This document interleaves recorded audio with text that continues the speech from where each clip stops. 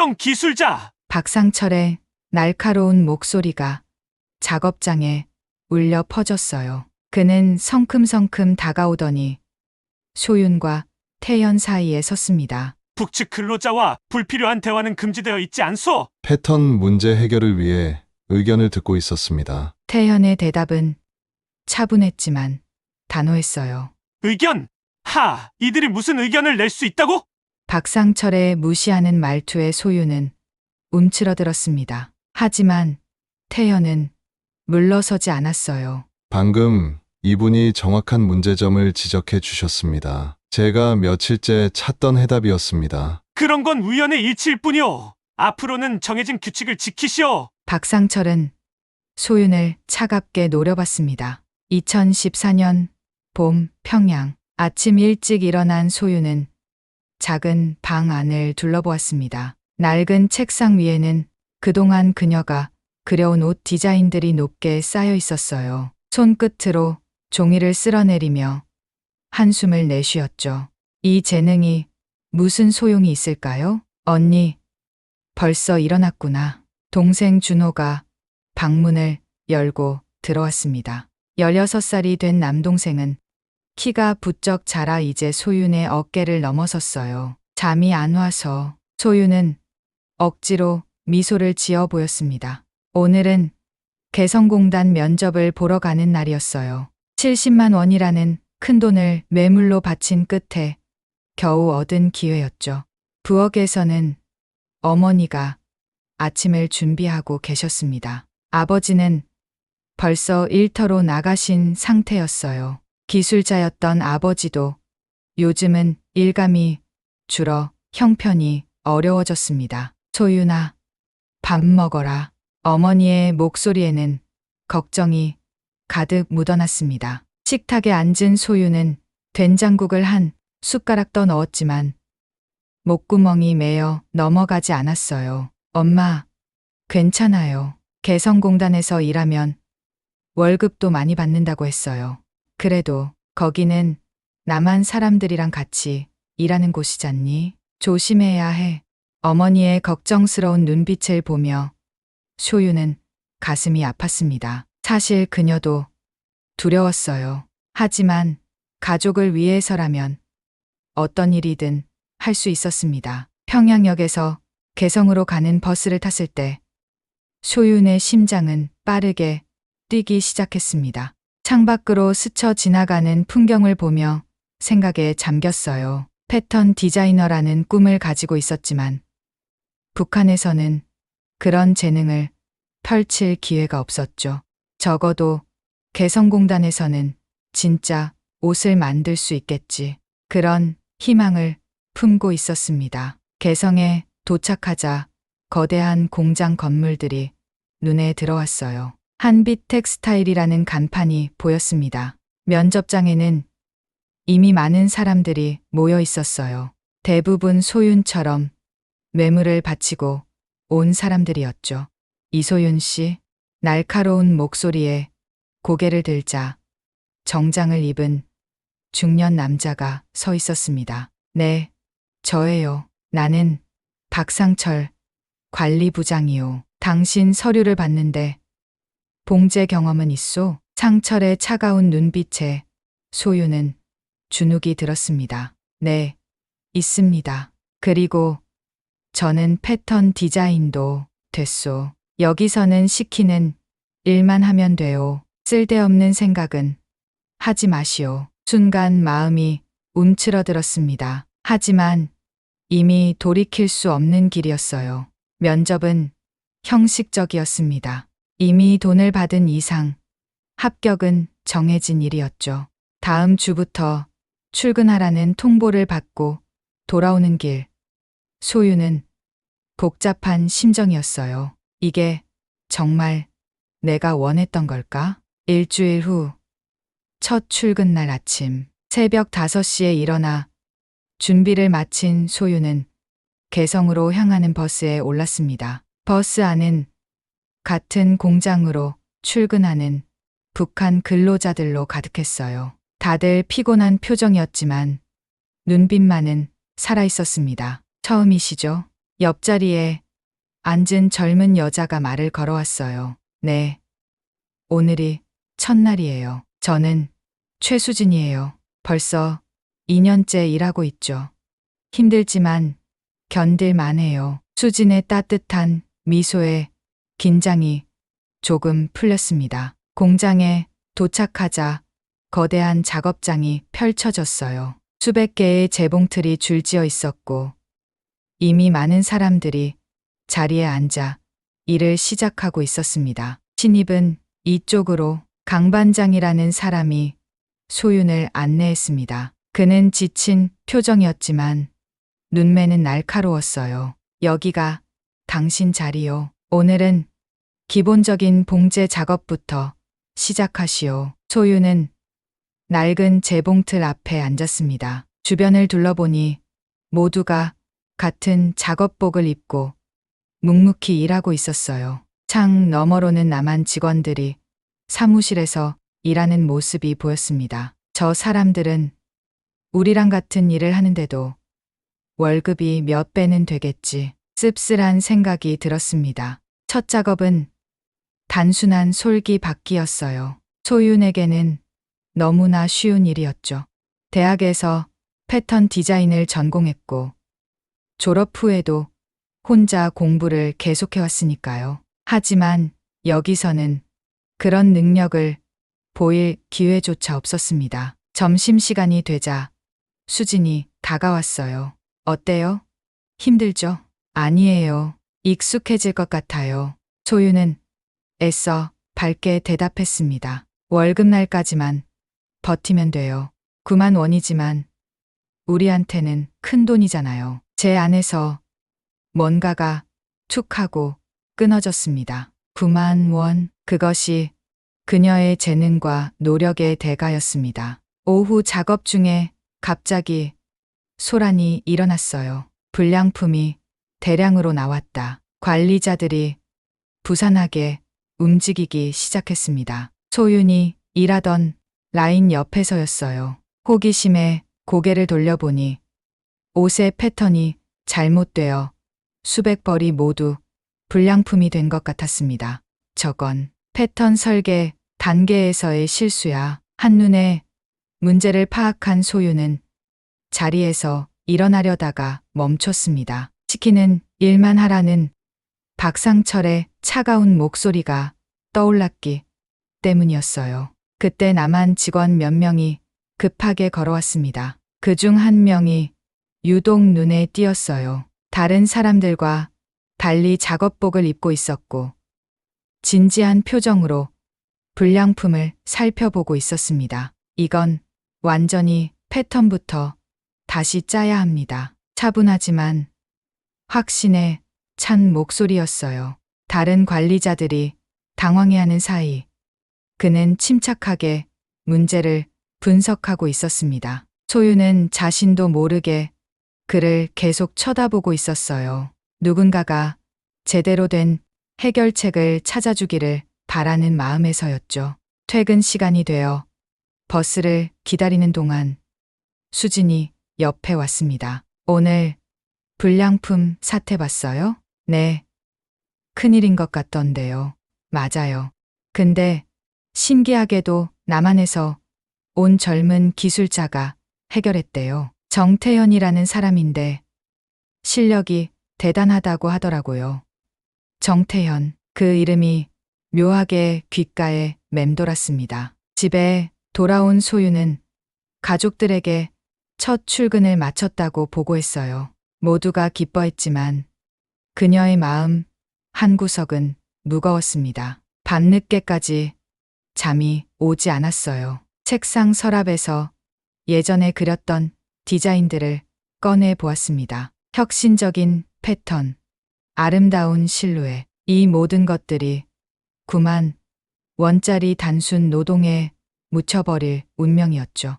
언젠가는 내 실력을 보여줄 기회가 올 거야. 창밖을 보니 봄비가 내리기 시작했습니다. 개성의 봄은 평양보다 더 따뜻했어요. 하지만 소윤의 마음은 아직 겨울처럼 차가웠습니다. 내일도 똑같은 하루가 반복되겠죠.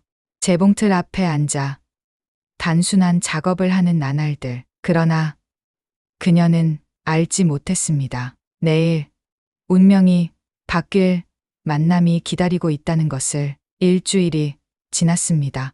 소유는 이제 공장 생활에 어느 정도 적응했어요. 하지만 적응했다는 것이 만족한다는 뜻은 아니었죠.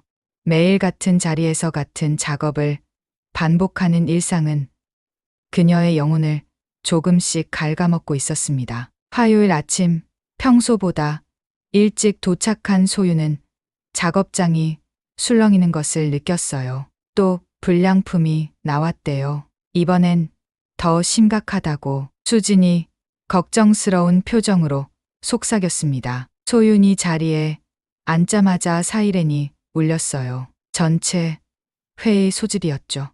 작업자들이 한 곳으로 모이기 시작했습니다. 단상에는 박상철 관리부장이 서 있었어요. 그의 얼굴은 평소보다 더 굳어 있었습니다. 어제 저녁 교대에서 대규모 불량품이 발생했소.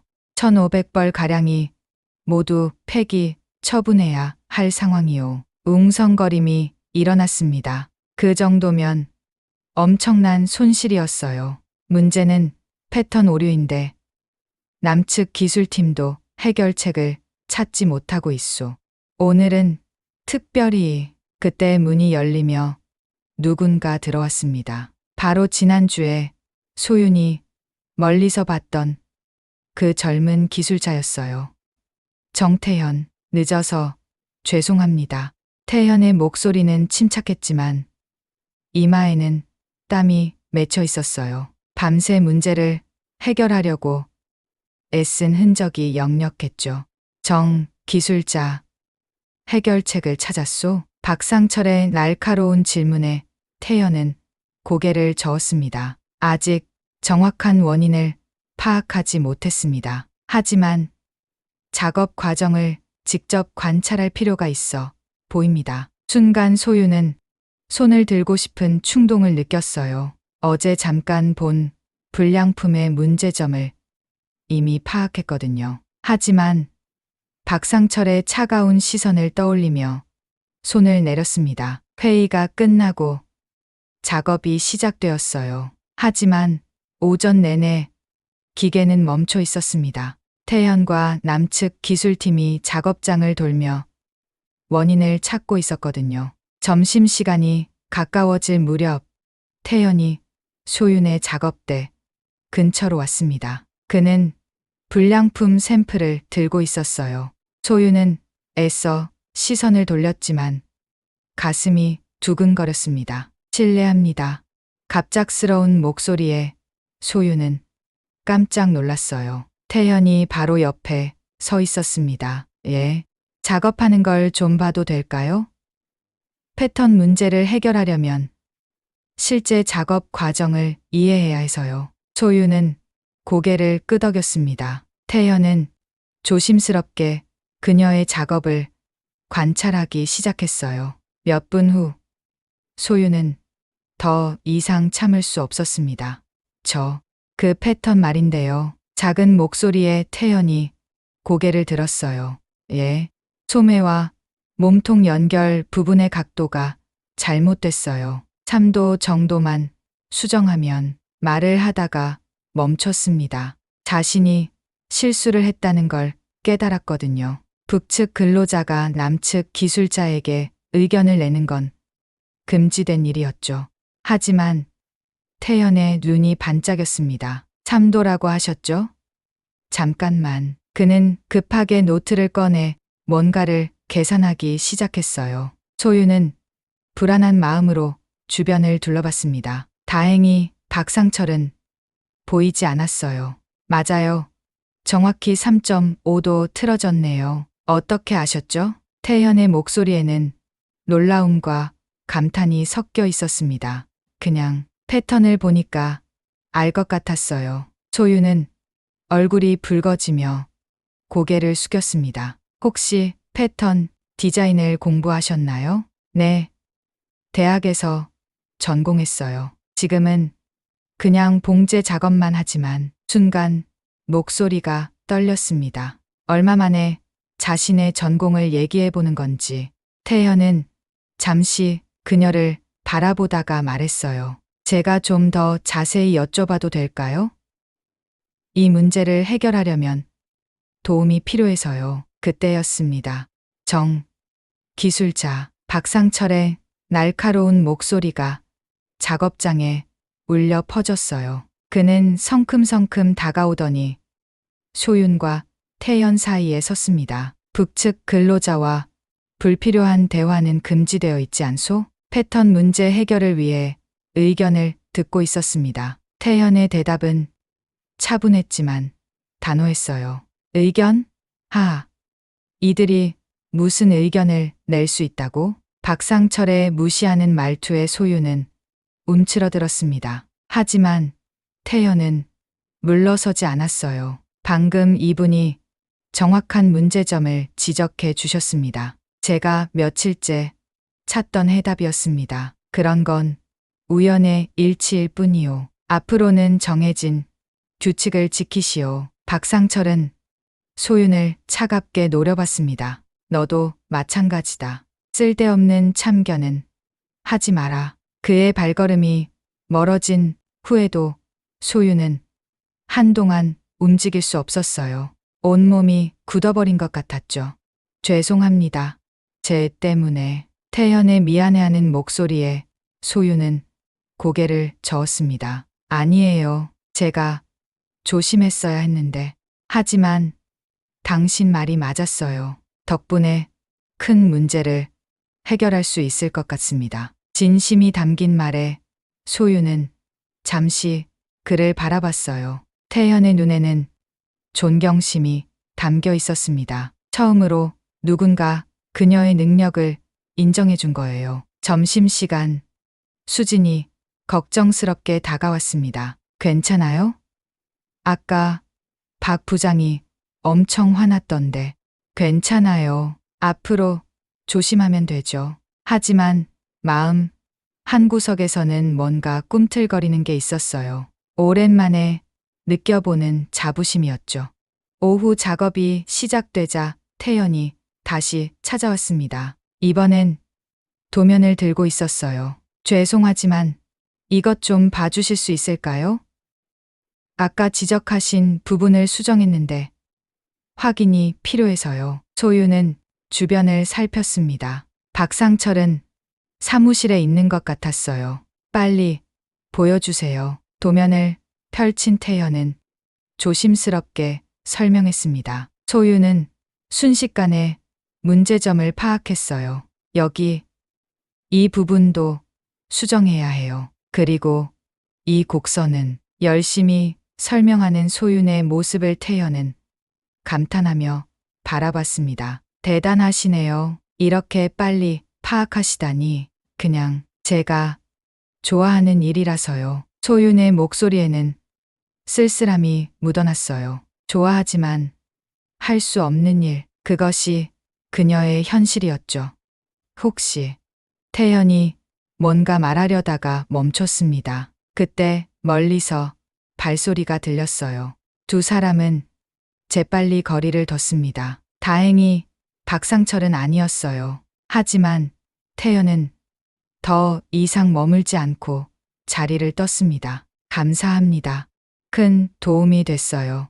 그가 떠난 후 소유는 다시 재봉틀 앞에 앉았습니다. 하지만 마음은 이미 다른 곳에 가 있었어요. 처음으로 만난 사람, 그녀의 재능을 알아봐 준 사람.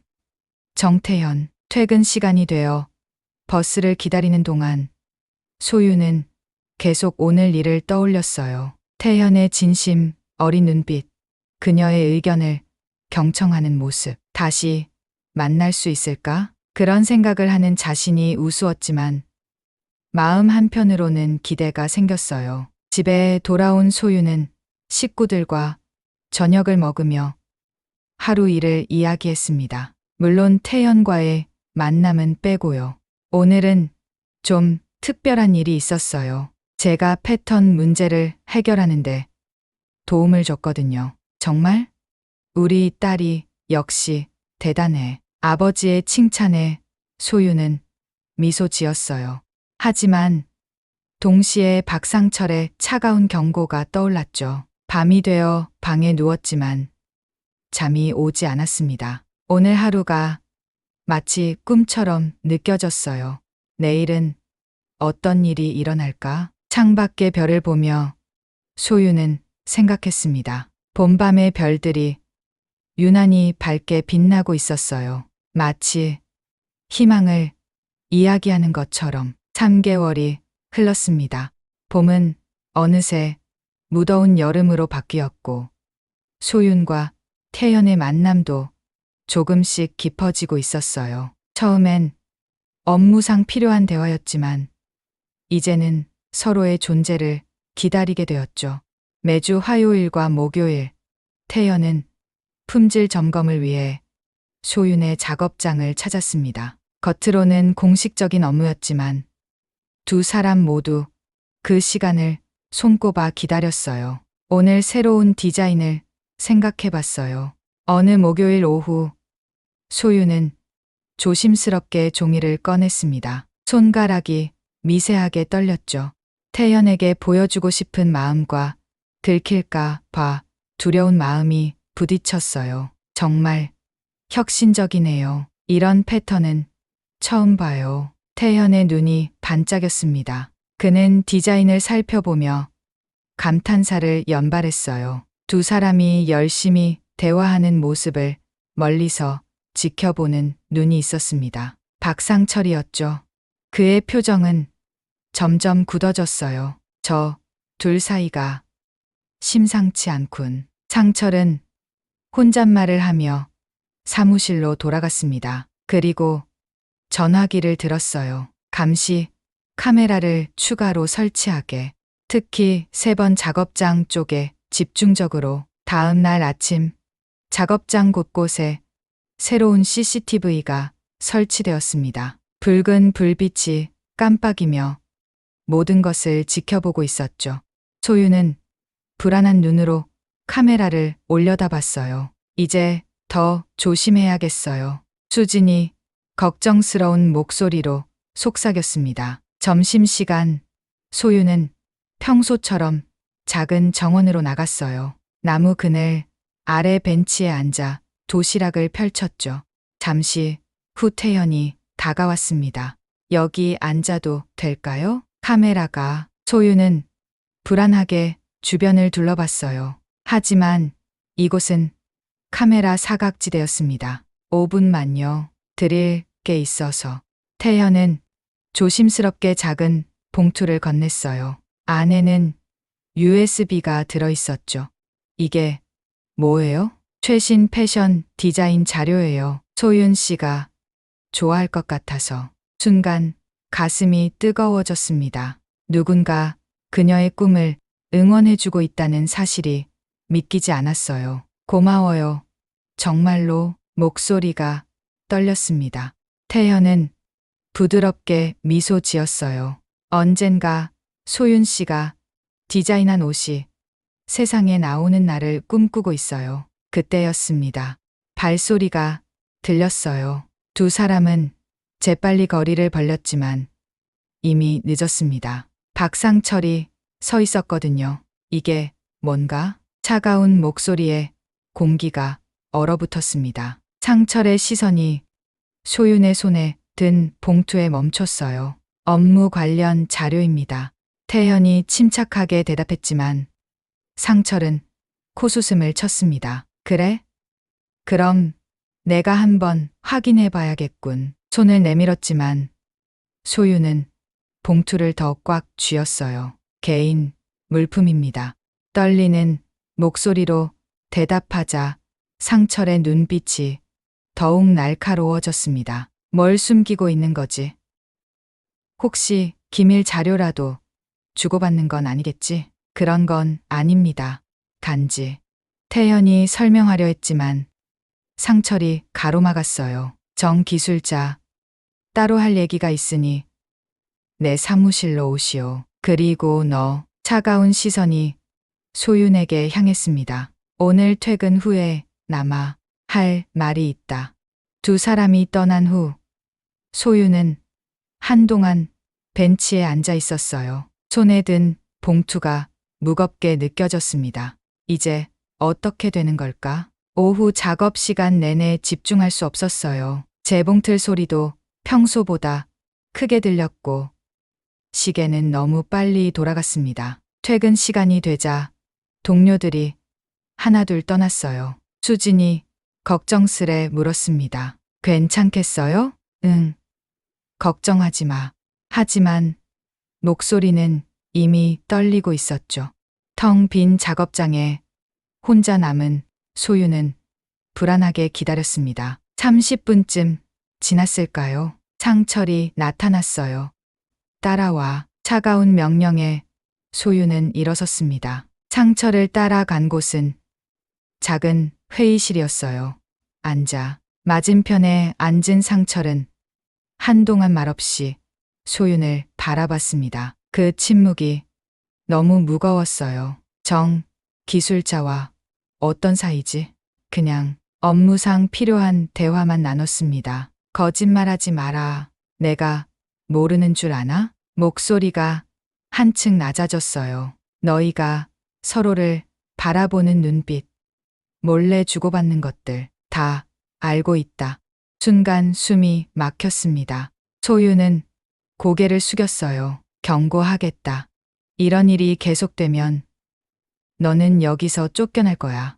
그것뿐이겠나? 가족들도 피해를 볼 수 있어. 가족은 상관없잖아요. 떨리는 목소리로 항의했지만 상철은 차갑게 웃었습니다. 그럴까? 내가 남한 사람과 부적절한 관계를 맺었다는 게 알려지면 어떻게 될 것 같아? 소윤의 얼굴이 창백해졌어요. 동생 준호가 대학에 가려고 준비 중인데 앞으로는 정 기술자와 일절사적인 대화를 하지 마라. 업무상 꼭 필요한 경우에도 내 허락을 받아야 한다. 예. 힘없이 대답한 소윤에게 상철은 마지막 경고를 했습니다. 오늘 일은 없던 걸로 하겠다. 하지만 다음번엔 용서 없다. 회의실을 나온 소윤은 다리에 힘이 풀렸어요. 벽에 기대어 겨우 서 있을 수 있었죠. 태현 씨는 괜찮을까? 집으로 돌아가는 버스 안에서도 계속 그 생각뿐이었습니다. 다음 날 태연의 모습은 보이지 않았어요. 이틀이 지나도 나타나지 않았죠. 소유는 초조하게 그를 기다렸습니다. 드디어 금요일 태연이 작업장에 나타났어요. 하지만 그의 표정은 어두웠고 소윤과 눈도 마주치지 않았습니다. 점심시간 소윤은 용기를 내어 그에게 다가갔어요. 괜찮으세요? 미안해요. 제 때문에. 태연의 목소리에는 죄책감이 가득했습니다. 저도 경고를 받았어요.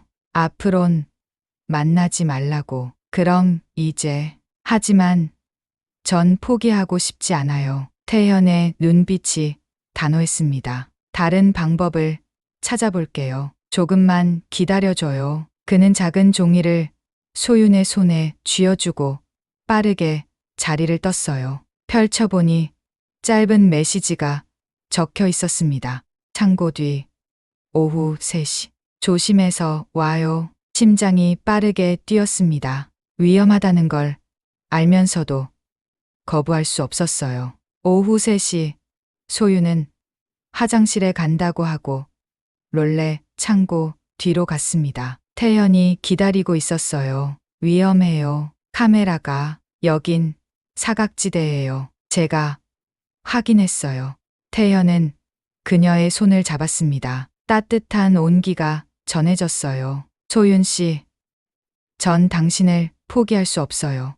이런 상황에서도 당신이 보고 싶고 당신의 재능이 묻히는 게 안타까워요. 눈물이 났습니다. 처음으로 마음을 열고 울었어요. 저도 그래요. 하지만 무서워요. 가족들이 피해를 볼까봐. 방법을 찾을 거예요. 꼭 찾을게요. 태현은 그녀를 조심스럽게 안았습니다. 짧은 포옹이었지만 소유는 그 순간 모든 것을 잊을 수 있었어요. 발소리가 들렸습니다. 두 사람은 재빨리 떨어졌어요. 다행히 지나가는 사람이었지만 가슴이 쿵쿵 뛰었습니다. 이제 가요. 다음에 또 연락할게요. 태현이 떠난 후 소유는 한동안 그 자리에 서 있었습니다. 사랑과 두려움이 마음속에서 싸우고 있었어요. 하지만 한 가지는 확실했습니다. 이미 돌이킬 수 없는 감정이 시작되었다는 것을. 가을이 다가왔습니다. 개성공단 주변의 나무들이 붉게 물들기 시작했죠.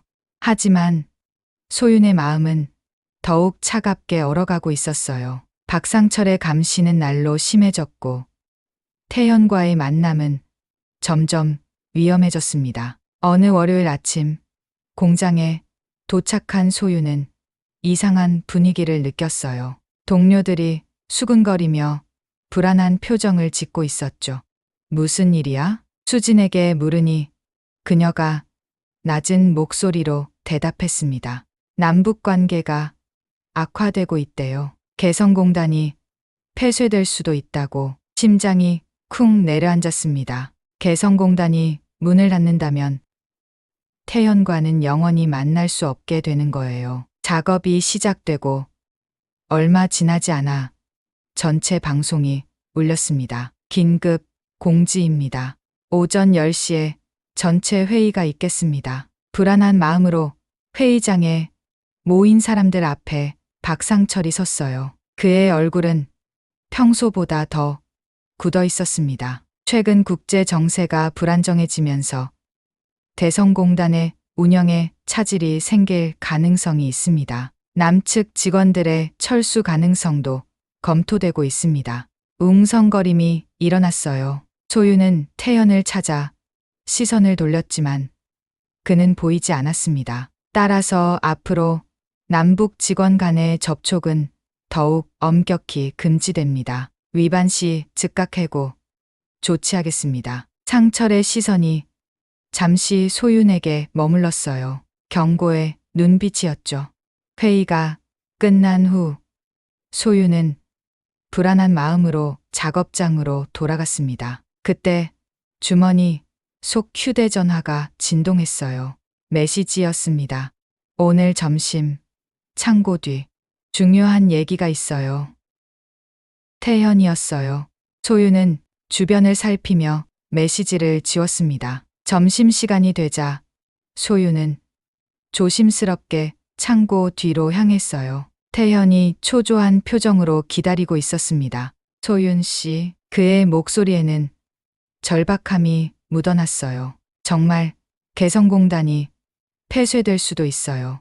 이미 일부 기업들은 철수 준비를 시작했다고 합니다. 그럼 우리는 같이 가요. 남한으로. 갑작스러운 제안에 소윤은 숨이 멎었습니다. 태현의 눈빛은 진지했어요. 제가 다 준비할게요. 물류 트럭에 몰래 타면 검문소를 통과할 수 있어요. 위험하지만 불가능하지는 않아요. 하지만 가족들이. 소윤의 목소리가 떨렸습니다. 부모님과 동생을 두고 어떻게 떠날 수 있을까요? 나중에 가족들도 데려올 수 있어요. 제가 도울게요. 하지만 지금은 당신부터 안전하게 나가는 게 중요해요. 태연은 그녀의 손을 꼭 잡았습니다. 사랑해요. 소윤 씨. 이대로 헤어질 수는 없어요. 눈물이 흘렀습니다. 소윤도 같은 마음이었어요. 하지만 결정하기엔 너무 무거운 선택이었죠. 시간을 주세요. 생각할 시간이 필요해요. 알겠어요. 하지만 시간이 많지 않아요. 이번 주 금요일까지만요. 두 사람이 헤어진 직후 그림자 하나가 창고 모퉁이에서 나타났습니다. 박상철이었어요.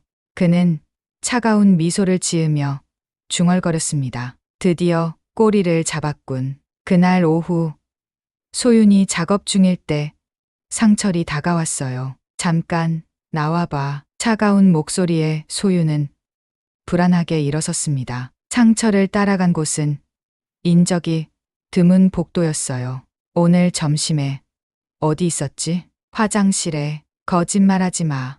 상철의 목소리가 날카로워졌어요. 정 기술자와 만났지? 무슨 얘기를 했어? 소윤은 입술을 꽉 깨물었습니다. 대답해. 안 그러면 지금 당장 너의 가족들에게 연락하겠다.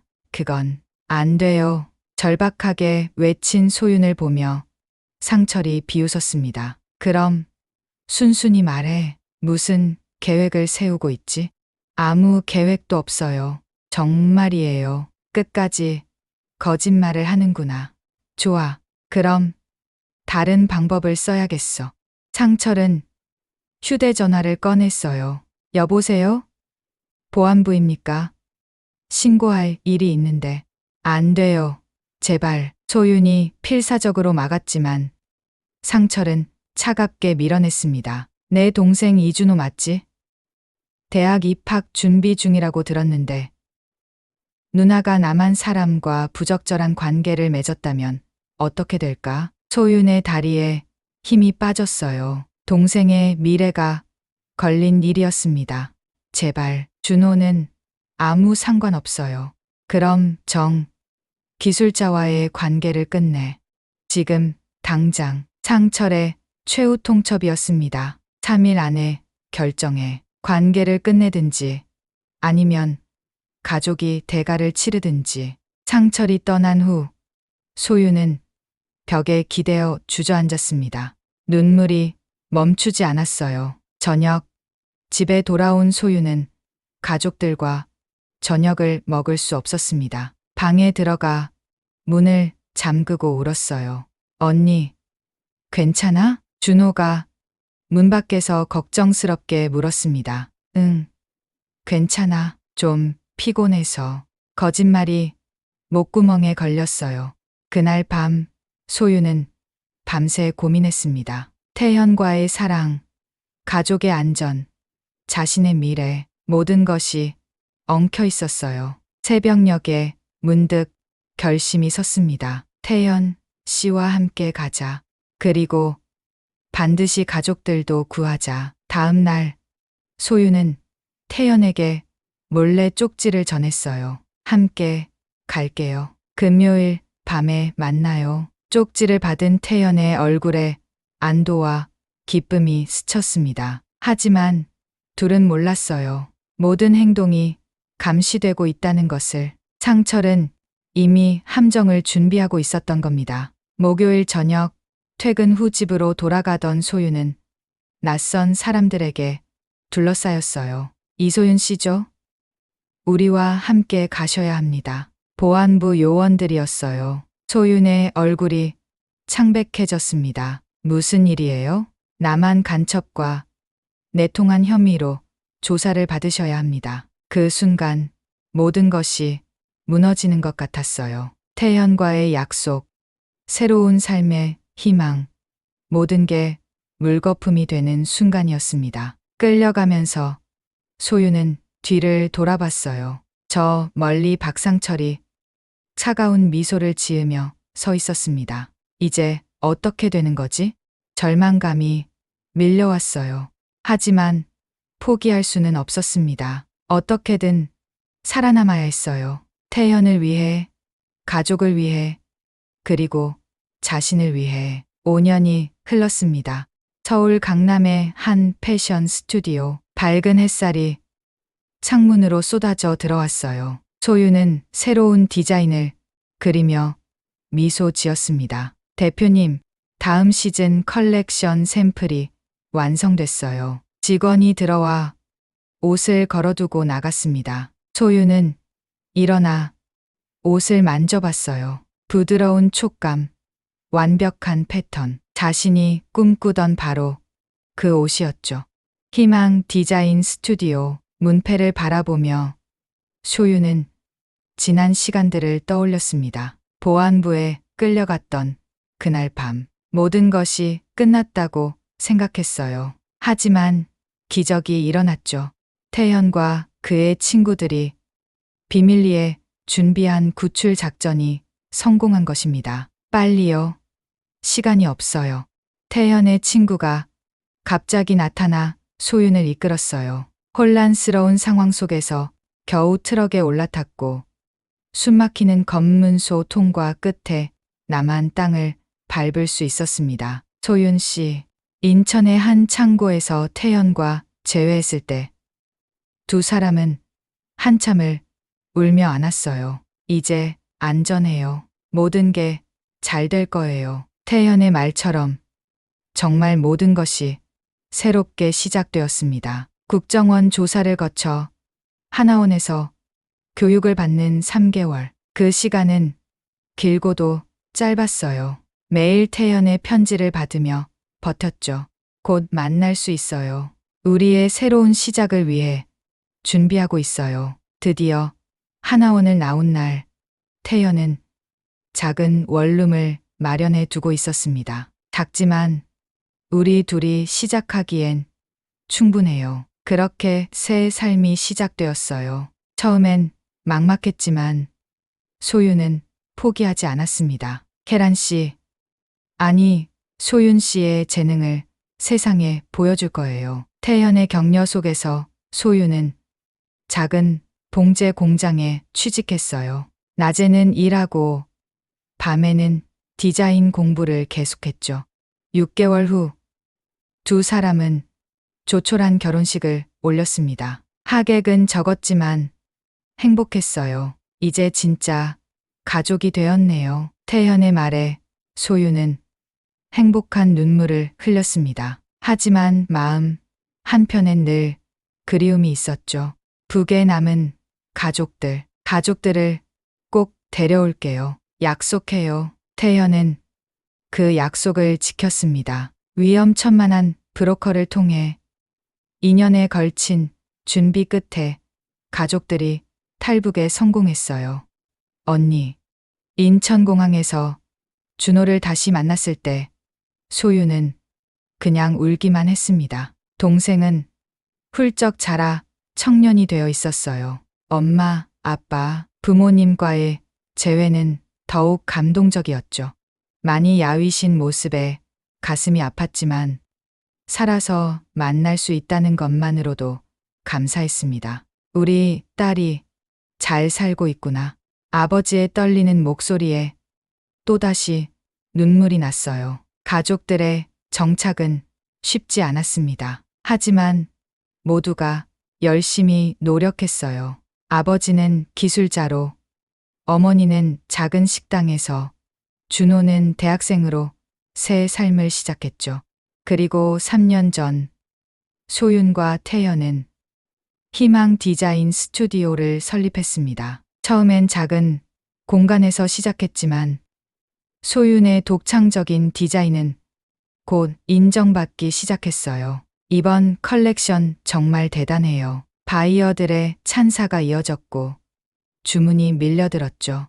특히 북한 이탈 주민들을 직원으로 채용하는 것이 화제가 되었습니다. 우리처럼 새 시작을 하는 사람들에게 기회를 주고 싶어요. 소윤의 철학은 많은 사람들에게 감동을 주었어요. 엄마, 사무실 문이 열리며 5살 된 아들 한빛이 뛰어들어왔습니다. 태연이 데리고 온 거였어요. 우리 한빛이 왔구나. 소윤은 아들을 꼭 안았습니다. 한빛은 희망과 화합의 의미를 담아 지은 이름이었죠. 할머니가 맛있는 거 해주신대요. 그래? 그럼 다 같이 가자. 매주 일요일은 가족이 모이는 날이었어요. 부모님 댁에서 온 가족이 함께 식사를 하죠. 우리 소윤이가 이번에 큰 상을 받는다며? 어머니가 자랑스러운 목소리로 물었습니다. 네.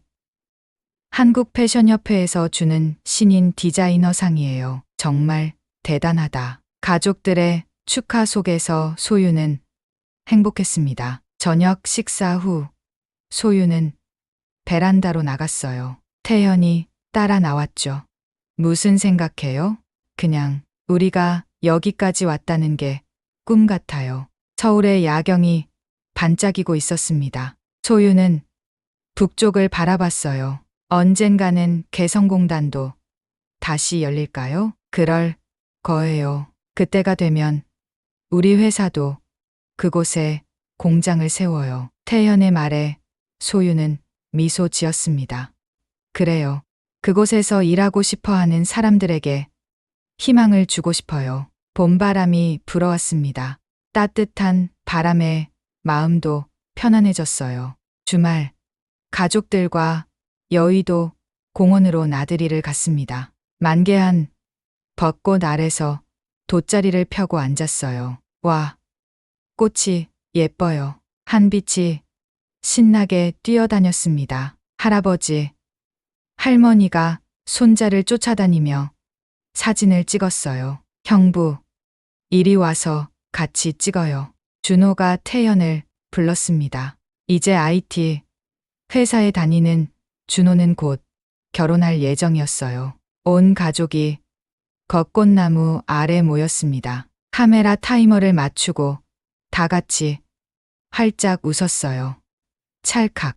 그 순간이 영원히 기억될 것 같았습니다. 소유는 벚꽃잎이 흩날리는 것을 바라보며 생각했어요. 개성공단에서의 첫 만남, 위험했던 탈출, 가족과의 재회, 그리고 지금의 행복. 엄마, 저도 나중에 옷 만들 거예요. 한빛의 말에 모두가 웃었습니다. 그래, 엄마가 가르쳐 줄게. 소유는 아들의 머리를 쓰다듬었어요. 태양이 서쪽으로 기울고 있었습니다. 붉은 노을이 하늘을 물들였죠.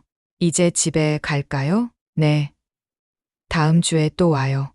가족들이 일어서며 짐을 챙겼습니다. 집으로 돌아가는 길, 소유는 운전하는 태연을 바라봤어요. 듬직한 남편, 사랑하는 아들, 그리고 가족들, 모든 것이 완벽했습니다. 봄은 늘 다시 찾아온다. 소유는 마음속으로 되뇌었습니다. 추운 겨울을 지나 따뜻한 봄이 오듯 그들의 삶에도 새로운 봄이 찾아온 것이었어요. 희망 디자인 스튜디오는 계속 성장하고 있었고 더 많은 사람들에게 기회를 주고 있었습니다. 그리고 언젠가 정말로 개성공단이 다시 열린다면 그곳에서 또 다른 이야기가 시작될 것입니다. 사랑과 희망의 이야기가